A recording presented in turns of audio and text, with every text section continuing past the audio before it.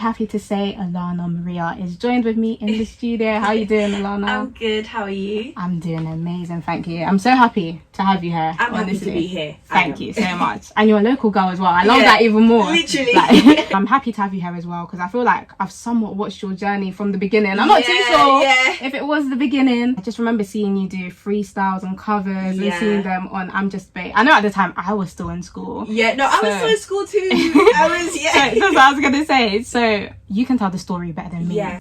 Okay, so yeah, my story, oh my god, it feels like it was so long ago, but it actually wasn't. I started posting covers on Instagram. Like, I think my first ever post was like end of 2014. So like start of 2015 was where it began. Wow. And that's when I was 14 years old. So that even sounds disgusting saying that. But yeah, so I started there, and it's like I'm Just Bait would just repost every time I posted something, and it would just keep going viral and viral and viral. People started to love my personality. They started to follow me, and that's how I like built my fan base. And then 2019 I'd say was my peak of covers, where like I done this one cover. It was like, you know, Murder on Mind. Why don't I done that went absolutely everywhere, and I think I gained like 10,000 followers in a day. Wow. Yeah, like everything blew up for me. And I wanted to show people I can make my own music. I'm not just someone that does covers.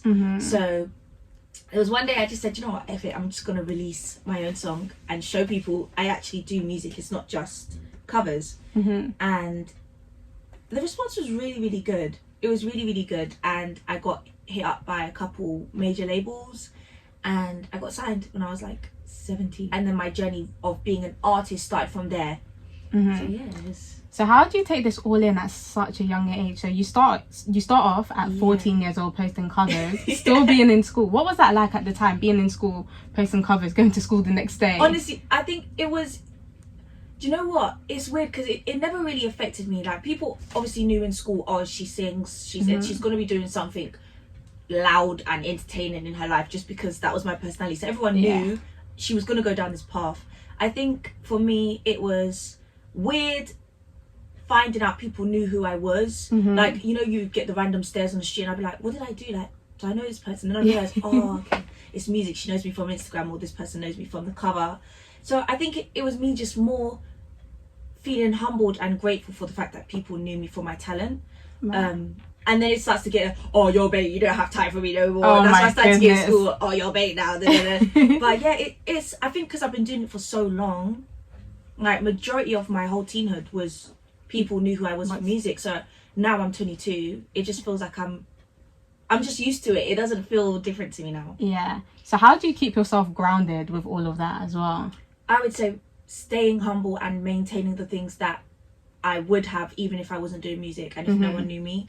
I would say I've kept the same friends. I'm not really the type of person to, I feel like once you start getting a little bit of clout, it's very, very easy to get sidetracked and start to be around different people and in different environments, but you need to maintain the things that kept you stable. 100%. I love being out in nature. Like, like I love being out in the trees, the field. Me and my dog will just go for walks, and I think that keeps me really grounded. And just being with the friends that I started with.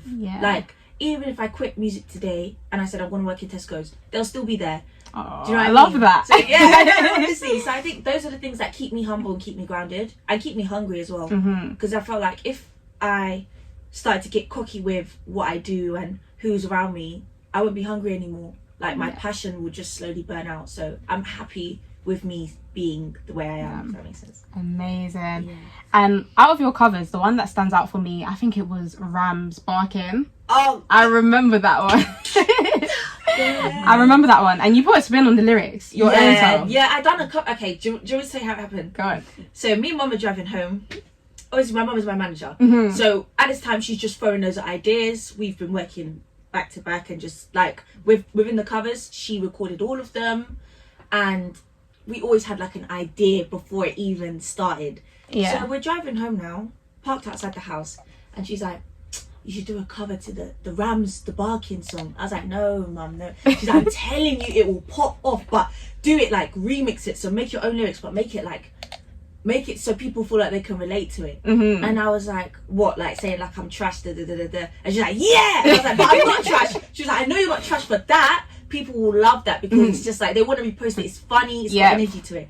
So we wrote lyrics, and I felt so nervous about posting it because I didn't want people to think I was trash or whatever. I didn't really want. I didn't get no backlash, so it was a win-win. Mom knows best. It was literally it was a win-win. Which one stands out the most for you, like of your covers back in the day? I'd say the first one I ever posted, just because that changed my whole life. You know, if I didn't do that cover, I probably wouldn't be where I am today. And I think that was just me singing. What was I even doing? I can't even tell you. I would need to go down on my Instagram and show you. But Yeah. I would say the Murder on My Mind definitely transformed my page because it got so much exposure. And a couple of the covers after that, they just kept getting better and better. I done a couple of Roddy Ricch covers and they went completely viral. And don't you think it's crazy? Like, that's like 2014 to like 2019, and we call that back in the days, and it feels like it was yesterday. Do you know what? The funny thing is, it wasn't even. When did I stop? I think I stopped at around 2020. So yeah, because my first ever release was 2020. So I think that's when I kind of stopped.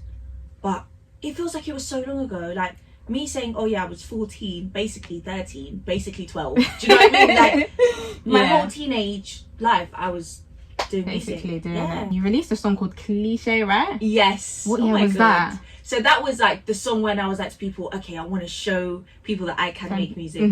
That was 2018. So that was the first time I ever went to the studio, and I just wanted to show people I can write and, you know, produce my own sound as well.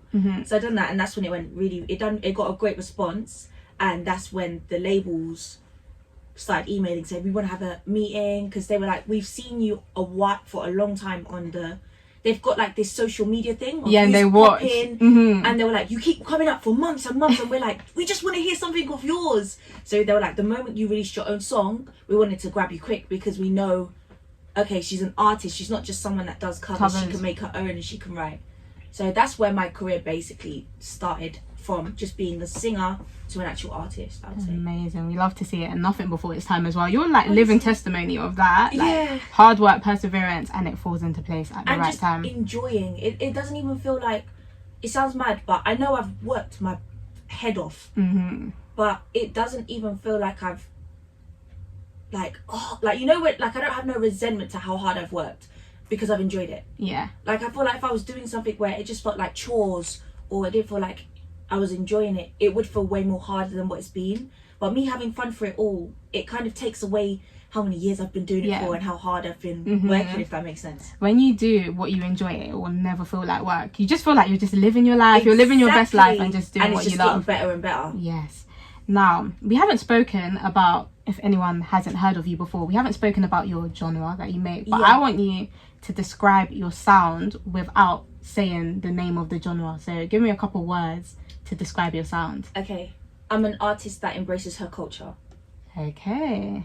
So when I think of you, I feel like you have like very angelic vibes. You've got like an angelic sound, and I like that you said that. So talking about genre now, I say R&B mixed with Afro-Caribbean. Yes, that you said that. Yeah. And we have influence of the early 2000s in your music as well, and the 90s as well. Yeah, I'm literally old soul.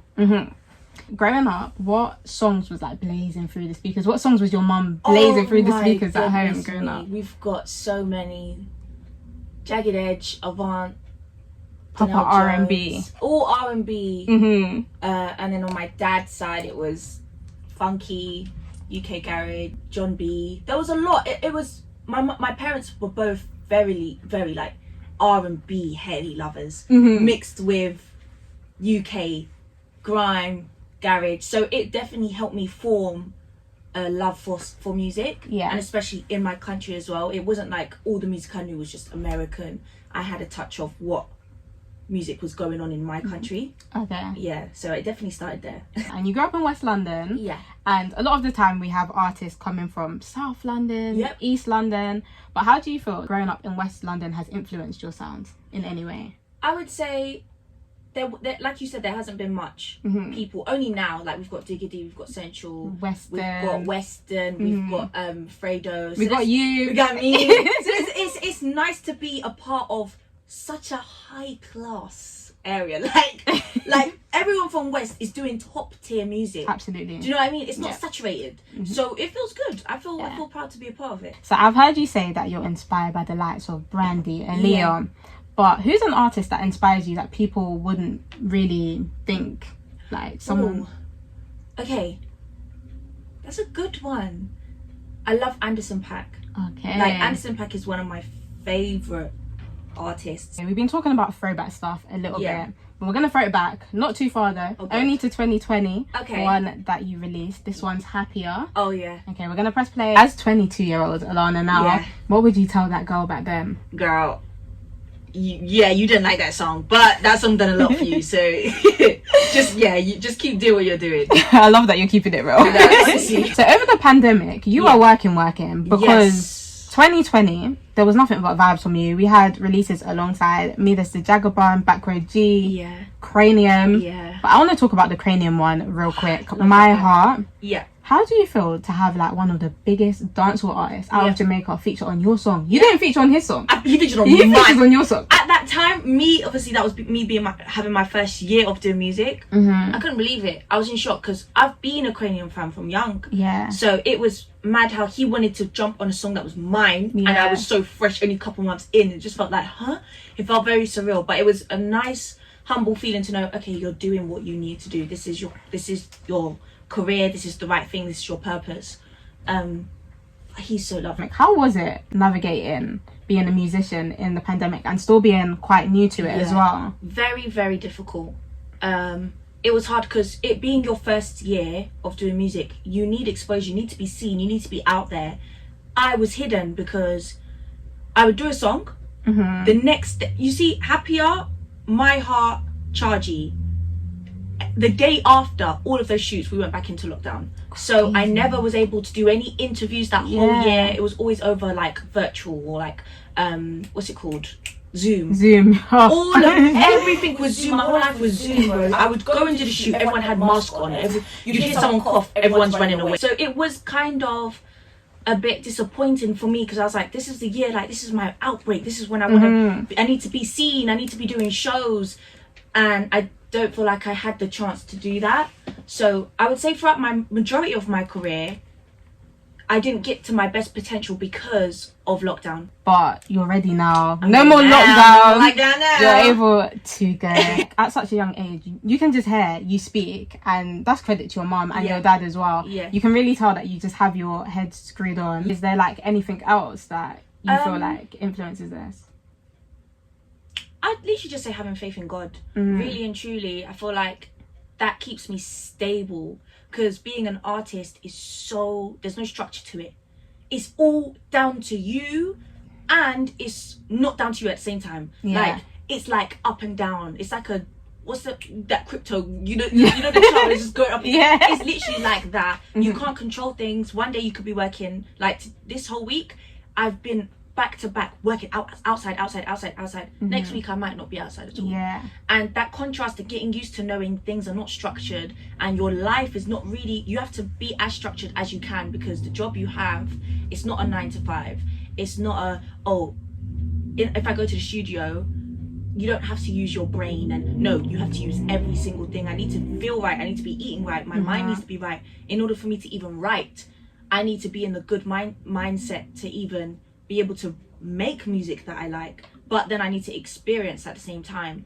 So having faith in God and realizing things feel very rocky right now, me kind of embracing those rocky moments, I only do it because I know that means my rewards are coming, and things are going to get better for me after this time, and they always do.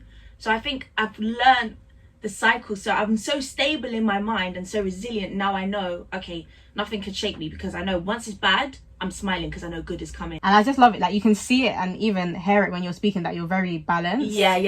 You've got such a good energy about you. I just love it. The first song that we actually played, Rebecca Garten, Ling Hustle, you, Tia Karis, All Me. And in that, I heard that you done your hair for that. I did. Yes. I've always said, as an artist, I want to embrace me. I'm a braids girl, natural hair girl. I'm not really like wigs for like the birthdays and stuff, but I just know that's not my everyday thing. So I knew starting music, I need to show people my truest form. I'm not gonna pretend. So on the shoot day, they were like, oh yeah, you got to wear coloured wigs, the same colour as what you've picked. Yeah. And I was green. I said, there's no way in hell I'm wearing green wigs. Like, I don't really wear wigs like that. Anyway, at that time, I only had one wig. I'm not now going to wear a green wig. No way. People are going to say, she's definitely Caribbean. Like, I'm so I said, I will do braids and I will just put green in them. So a lot of my video shoots, I braided my hair. All my twists, whenever I have my twists, I do them myself. So yeah, I learned to start doing my hair from young. And now it saves a lot of money. Honestly, because in this cost of living crisis as well, and we're seeing over £100.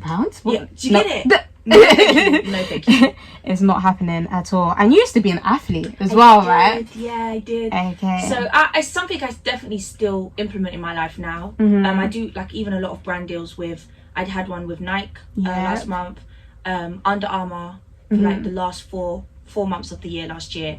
And that's all fitness stuff and athletics and gym and all that stuff. Yeah. I wanted to be an athlete my whole life. It's just singing took over to the point I couldn't juggle both. You said that track was like your first love, right? Yeah. And then having all these campaigns like you're saying, Under Armour, Jade, how is like little Alana feeling that you're doing all of this? But I used to listen, in all of the races, everyone had the spikes, you know, like the proper running shoes. I still had my socks. And still winning. I take all Air Force, like, and I was still winning. Oh my god! So for me now, it's like, oh yes, like I'm able to do both passions at once and not let it clash. Because that was my one worry. Like, I didn't want to give up running because my main passion was singing. I always wanted to implement it somehow. So now that people are seeing, oh, okay, she's athletic. Let's get her in this. Let's get her in that. It kind of, it's like, it's just warming my younger self. Do you know what I mean? It's giving love to her. It's reassuring her, like, don't worry, we're gonna do both. So it's a nice feeling. We love to see that. Now I want to play a little quick game with you. No maths. Oh, no maths. What's that maths? Please. I can't do maths. Yeah. I say this anytime I'm on the radio station and they say game, I say no maths, bruv. I'm not. No. I can't even do maths myself, so don't worry. We'll just both be here like, Is that right? Okay, so you used to be an athlete. So you're used to speed, you're used to your heart racing. Yeah. So being in the hot seat is nothing really at this point, if I'm not on the stage or on that line, adrenaline, I don't even feel it anymore. Like, I'm immune to it. Okay, so I've just got some quick fire questions a little bit so people can know Alana a little bit more if they're just listening in and they might not have heard of you. You've got a new song that's called Sticks and Stones, right? And it's all about healing, but we're gonna speak about Sticks and Stones a little bit later on. All right. But I want to see how healed you are in these situations that I'm going to give to you. So it's in terms of relationships and friendships. Okay, and I want to see what your response is. Okay. So as a healed Alana, we'll see your response. Okay. So you have a boyfriend. Yeah. And he's close to his ex. They're very good friends. No. Not at all? No. They grew up together? Okay, keep going let me not jump. They grew up together. Yeah. They say they're best friends. They've done everything together since they were younger. You're always out with him. She's always calling. He's like, this is my close friend. Yeah, but it's not your close friend because it was your ex. It's like when they were like teenagers. And how old are we now? 22? Yeah. No way. Not you have to be exes when you was 5 years old. Teens? What? No. In terms of friendships now, right? Your friend is always putting her boyfriend before you. So you're supposed to go out with your friend to the cinema. Yeah. And it's just you and your friend. Yeah. And then on the way there, she's like, oh, my boyfriend's coming. But this happens every single time. That we're going out. Every time you're going, he keeps coming. Do you know what? Okay, if I'm cool with the boyfriend, then I won't really mind. But it will definitely be something where I voice, bro, every time we go out, he definitely does come. Like, that, it would be cool if there was a time where, you know, we would go out together. If we're doing girly things, why is he there? Like, why is he coming? Exactly. But if it's a chill thing, it's not going to bother me. You get into a new relationship and straight away he wants your passwords.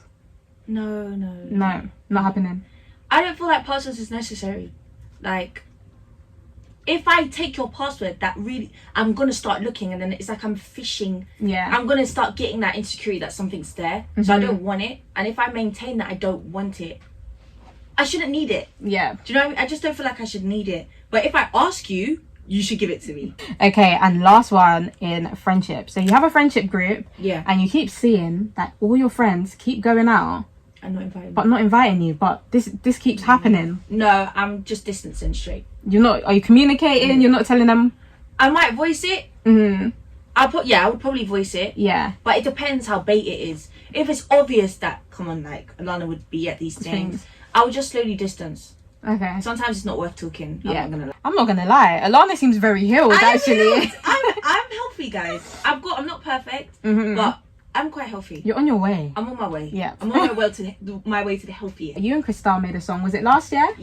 No, year before. Yeah, before. Oh yeah, 2021. I'm thinking we're still in 2022. I know. So you two made a song together, and I've seen that you guys have like quite a close relationship. We're really close. It's mad. The way we're close, you would think that we've been friends for years. The first time we met was the video shoot. Wow. Like, obviously, I had the song Wait Pause, and I was like, oh, I feel like I want to feature on it. And I messaged Robert Bruce, who's also a radio presenter, and he was like, oh, you should do Cristal, like that'll be hard. And I was like, yeah. But at the time, Cristal was very, very, very fresh. And I was saying, I don't want someone big and bait. Like, the label was like, yeah, let's go with Russ, let's go. I was like, no, like, I want someone I truly think is hard, and I want to, you know, work with them. And I was just happy that it was a woman. Yeah. Because I don't really see much girls working together as much at that time. Whereas now it's starting to become more of a thing. So I messaged her and I saw that she was already following me. So I was like, okay, this is a good start. You know, it breaks the ice a little bit. So I followed her and I just said, oh, I've got a song. She was like, yeah. And she sent back the verse in like 20 minutes. Oh my goodness. Like, I'm on it. She sent it back in like 20 minutes. And then from there, we would like FaceTime all the time. We met up. We've been acting like we were friends for years. People to this day, they still call us like the twins. Like when we're together, we're exactly the same height as well. So we're just bobbing along everywhere. Like, so... I love that. That's my sis for life. I love that. And how important do you think like sisterhood is in the industry? It's so important. It's so important because naturally men are just dominant in majority of the fields anyway. So, and being an artist in the UK, being a female singer, there's a lot of us, but compared to the male rappers, there's not that much of us.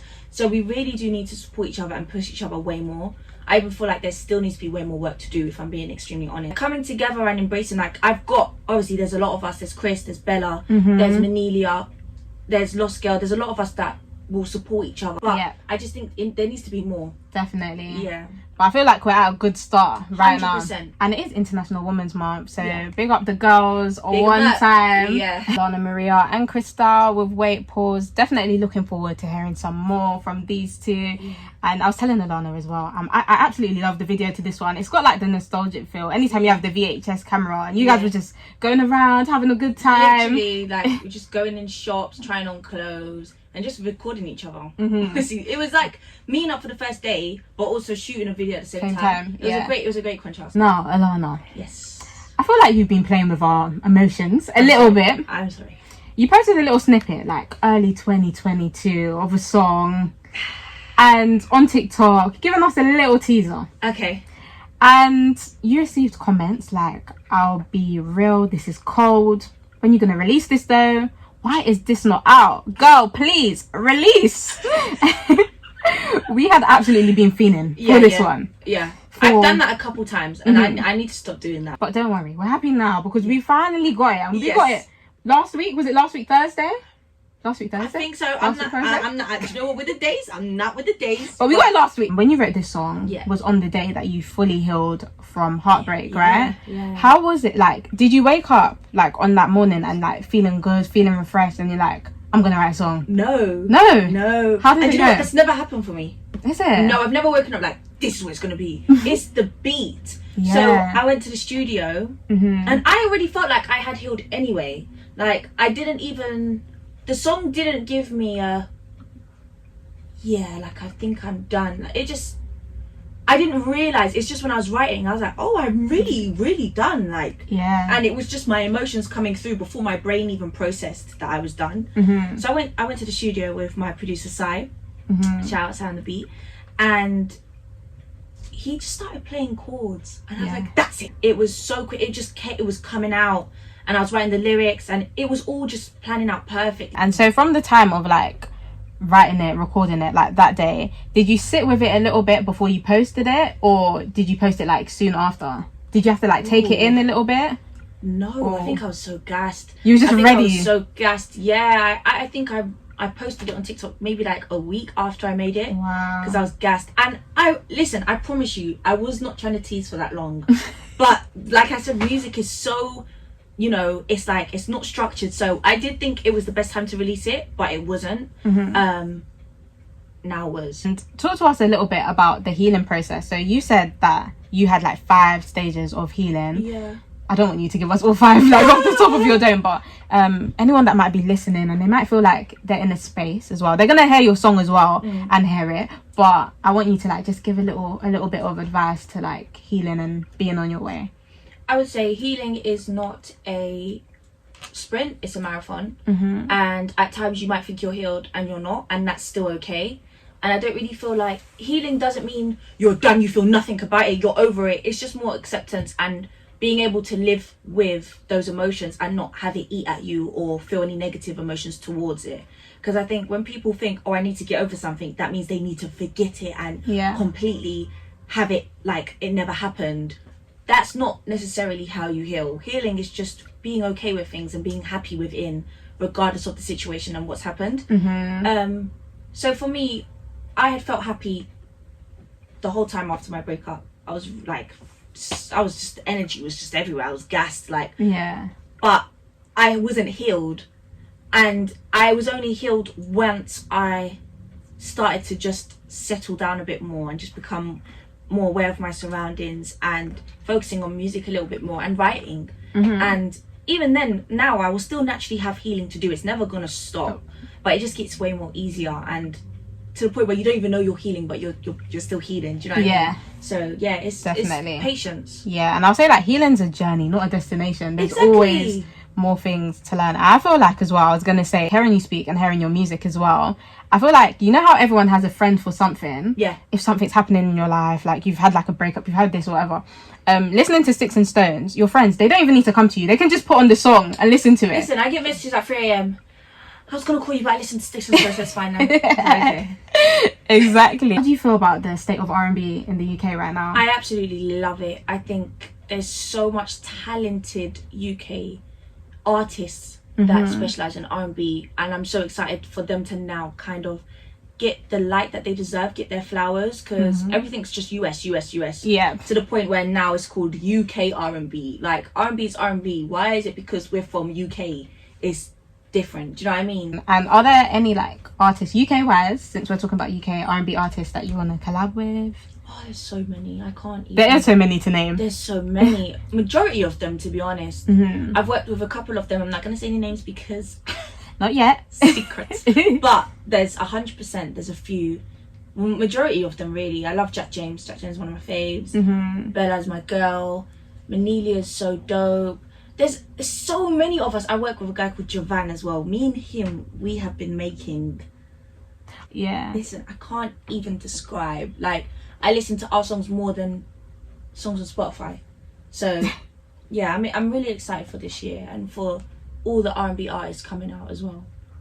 Amazing. And we had your debut EP, Lala, oh, yes, in 2021. Yes. Can we be expecting a sophomore project from Alana Maria sometime soon? 1,000,000%. Okay. I definitely want to release another EP this year. So that will definitely be coming soon. We're still in March, very much still in the beginning of the year. Yeah. In the first quarter. What are we speaking into existence for this year? Oh, progression, stability, happiness, and consistency. Yeah. I say that's my top wants and needs to maintain for this year. If anyone wants to keep up with you and not miss anything that's going on with Alana, where can they find you? So my socials are Alana Maria XO. My TikTok is Lala Maria _ I don't know why I done it different, but I did. Everything, majority of things is Alana Maria XO. My YouTube is Alana Maria, Spotify Alana Maria, so you'll find me there. And we can find you on TikTok. You're very active on TikTok. Yeah, you'll find me on there doing something stupid. Yeah. Sticks and Stones is out now everywhere on all platforms. Spotify, Apple Music. music, Deezer, YouTube Music, all that good stuff. Yeah. You can find it everywhere. Amazing. Thank you so much for joining me. Thank you so much for I've absolutely loved having you on, and I feel like it's so amazing to have you on for Women's Month. Yeah, I know. Well. Thank you. I'm so happy about that. And your mum's your manager. Yes. It's Mother's Day on Monday. On Monday, Sunday. I know you forgot about that as well. Did you forget? I mean, I went to Tesco this morning and I saw the cards. I said, oh, on Sunday. Do you want to say a message for your mum for Mother's Day? Happy Mother's Day, Mom, even though you're sitting next to me. Hope you have a great day on Sunday and get lit and, you know, be the best mommy ever in your life. It's not even making sense, but so Sticks and Stones out now everywhere. You can find Alana Maria everywhere as well. That was Alana Maria right here on The Beat London, lunchtime with myself, Laurel.